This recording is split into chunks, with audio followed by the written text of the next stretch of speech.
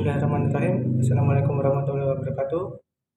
Sebelumnya saya di sini ingin membuat video tugas UTS hukum penanaman modal dosen pengampu Muhammad Hamka Habibi SEME yang berjudul Investasi pada Reksadana Syariah.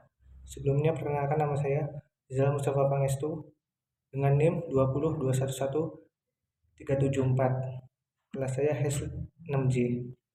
Langsung saja, langsung materinya. Materi pertama yaitu pengertian reksadana syariah. Pengertian reksadana syariah menjadi istilah yang sudah tidak asing di telinga masyarakat umum, apalagi di dunia investasian. Reksadana sendiri terdiri dari dua kata, yaitu reksa dan dana. Reksa secara sendiri memiliki pengertian jaga atau pelihara, sedangkan dana memiliki arti uang. Maka secara etimologi reksadana adalah kumpulan uang yang dipelihara. Adapun KBBI mendefinisikan reksadana sebagai sebuah wadah yang dipergunakan untuk menghimpun dana dari masyarakat pemodal untuk selanjutnya diinvestasikan. Merujuk pada Undang-Undang Nomor 8 Tahun 1995 tentang pasar modal menjelaskan bahwa reksadana adalah wadah yang dipergunakan untuk menghimpun dana dari masyarakat pemodal untuk selanjutnya diinvestasikan dalam portofolio efek oleh manajer investasi. Selanjutnya yaitu jenis-jenis produk reksadana syariah. Yang pertama yaitu berdasarkan bentuk hukum di Indonesia. Yang pertama itu reksadana yang menerbitkan saham yang dibeli investor sehingga pihak investor memiliki hak kepemilikan. Yang kedua yaitu reksadana kontrak investasi kolektif atau reksadana KIK yang menerbitkan unit penyertaan sehingga investor memiliki hak atas kekayaan bersih reksadana tersebut. Selanjutnya berdasarkan sifat operasionalnya. Yang pertama yaitu reksadana terbuka, yaitu menjual saham secara terus-menerus selama masih ada investor yang membeli dengan harga sama yang ditentukan oleh nilai portofolio. Yang kedua yaitu reksadana tertutup, yaitu menjual saham melalui penawaran pada bursa efek, yang mana di sini investor tidak dapat menjual kembali efek ke reksadana melainkan kepada investor lain melalui pasar bursa yang telah ditentukan jual belinya oleh mekanisme bursa, atau harga efek di sini berdasarkan lab yang dihitung bank kustodian. Selanjutnya itu prinsip-prinsip reksadana syariah. Yang pertama yaitu investasi hanya pada efek-efek dari perusahaan yang kegiatan usaha dan hasil usaha utamanya sesuai dengan ketentuan syariah Islam. Seperti yang pertama, tidak memproduksi atau menjual makanan dan minuman yang haram dan syubhat. Yang kedua yaitu tidak memproduksi makanan dan minuman yang memabukkan. Yang ketiga yaitu tidak menyelenggarakan perjudian. Selanjutnya yaitu tidak memberikan jasa keuangan yang mempraktikkan riba. Selanjutnya yaitu penempatan jangka pada giro konvensional yang tidak dapat dihindarkan akan dibersihkan melalui proses cleansing.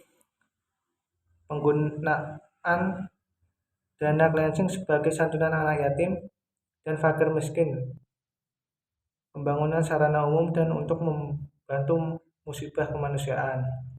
Selanjutnya itu perbedaan uang menonjol antara reksadana syariah dengan reksadana konvensional adalah dalam reksadana syariah terdapat proses cleansing atau filtrasi atas instrumen investasi berdasarkan pedoman syariah, dan proses cleansing untuk membersihkan pendapatan yang dianggap diperoleh dari kegiatan yang haram sesuai pedoman syariah. Selanjutnya itu uang tidak boleh menghasilkan uang. Uang hanya boleh berkembang bila diinvestasikan dalam kegiatan ekonomi yang nyata atau tangible economic activity. Selanjutnya yaitu instrumen finansial islami seperti saham dalam suatu venture atau perusahaan dapat diperjualbelikan karena ia mewakili bagian kepemilikan atas aset dari suatu bisnis. Selanjutnya yaitu perbedaan reksadana syariah dan konvensional.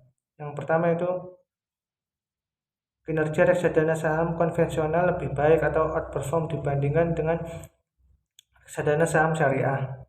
Kinerja reksadana selama periode penelitian sangatlah dipengaruhi oleh kinerja pasar dan juga tingkat suku bunga bebas risiko. Selain itu, volume perdagangan dan kondisi pasar juga mempengaruhi kinerja dari masing-masing reksadana. Adanya prinsip pokok yang membedakan reksadana syariah dalam mengelola portofolio investasinya sehingga menjadi berbeda dari reksadana konvensional. Di Indonesia, jumlah saham syariah yang beredar terbatas dibandingkan dengan reksadana saham konvensional.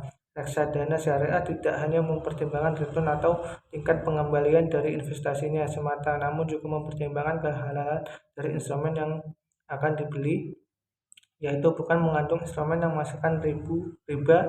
Selain itu, risiko saham syariah mengandung ketidakpastian yang relatif lebih kecil dibandingkan dengan saham konvensional.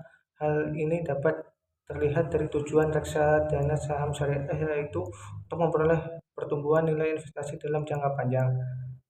Selanjutnya yang kedua yaitu berinvestasi pada reksadana syariah lebih menguntungkan daripada berinvestasi pada reksadana konvensional, dan berinvestasi pada reksadana konvensional lebih berisiko daripada reksadana syariah dengan asumsi variabel lain konstan, dan reksadana syariah memiliki kinerja yang lebih baik daripada kinerja reksadana konvensional hampir di seluruh kriteria. Sama halnya yang dilakukan penelitian oleh J. Priyansyah Putra menyimpulkan bahwa tingkat pengembalian reksadana syariah lebih baik daripada reksadana konvensional. Selain itu, reksadana syariah memiliki risiko yang kecil daripada reksadana konvensional. Hal ini membuktikan walaupun reksadana syariah hanya berinvestasi pada portofolio yang terbatas, tetapi returnnya tetap lebih baik daripada reksadana konvensional yang berinvestasinya pada semua portofolio. Selanjutnya itu keuntungan pada reksadana syariah. Yang pertama itu jumlah tidak terlalu besar, maksudnya masyarakat bisa melakukan investasi melalui reksadana walaupun dana yang dimiliki sangat kecil, sebab reksadana memungkinkan investor dengan modal yang kecil untuk ikut serta dalam investasi portofolio yang dikelola secara profesional. Yang kedua itu akses untuk beragam investasi, yaitu reksadana bisa menjadi pilihan investasi yang efektif serta aman karena melalui dana kolektif di reksadana. Investasi pada saham berkapitalis besar dan blue chip tetap bisa dilaksanakan meskipun investor terkendala oleh keterbatasan pengetahuan, keahlian yang dimiliki dan juga faktor geografis. Selanjutnya itu likuiditas, yaitu reksadana yang memberi kemudahan bagi para investor dalam mencairkan saham atau unit penyertaan setiap saat setara dengan ketetapan yang dibuat oleh masing-masing reksadana. Selanjutnya itu biaya rendah, yaitu transaksi dalam reksadana tidak membutuhkan biaya yang sangat besar apabila dibandingkan dengan investor yang melakukan transaksi secara individual di bursa, karena biaya transaksi ditanggung oleh para pemegang unit penyertaan atau investor yang jumlahnya banyak. Return yang kompetitif, yaitu keuntungan dalam berinvestasi di reksadana melebihi keuntungan yang bisa didapatkan dari deposito. Selanjutnya itu kerugian reksadana syariah. Yang pertama itu resiko perubahan kondisi ekonomi dan politik. Sistem ekonomi terbuka yang dianut Indonesia rentan terhadap perubahan ekonomi internasional, perubahan kondisi ekonomi dan politik di dalam dan di luar negeri, atau perubahan peraturan khususnya di bidang pasar uang dan pasar modal merupakan faktor-faktor yang dapat mempengaruhi kinerja perusahaan Indonesia, termasuk perusahaan yang terdaftar di Bursa Efek Indonesia yang secara tidak langsung akan mempengaruhi kinerja portofolio. Selanjutnya itu risiko berkurangnya nilai unit penyertaan.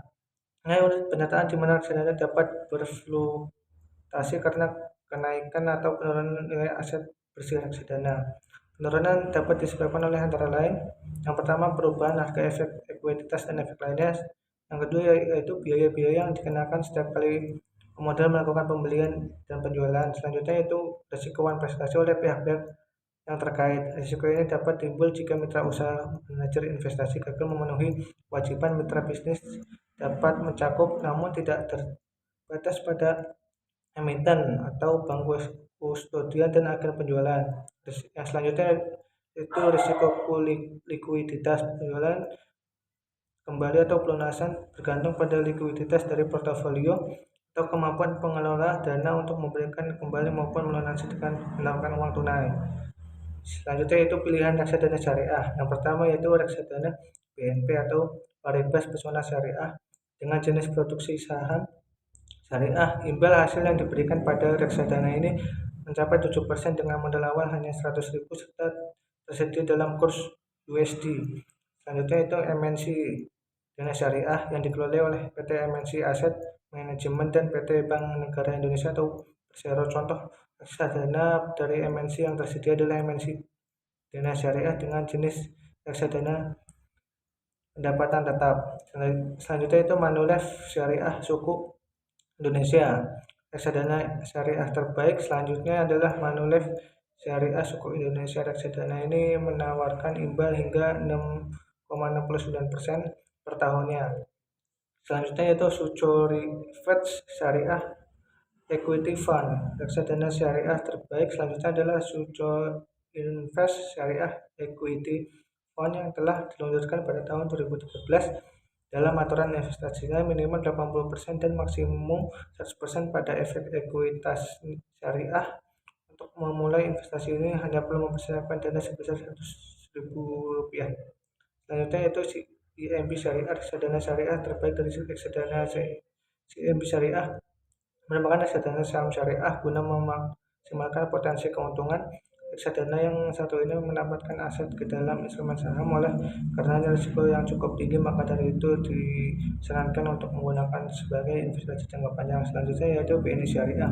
Reksadana syariah terbaik selainnya adalah dari BNI Syariah yang memiliki komposisi reksadana 80% dana pada efek syariah yang sifatnya ekuitas dengan risiko yang tinggi. Potensi imbal hasilnya yang cukup menjanjikan dengan nominal membeli minimal 100%. Terima kasih, sekian dari video ini. Mohon maaf bila ada salah kata. Wassalamualaikum warahmatullahi wabarakatuh.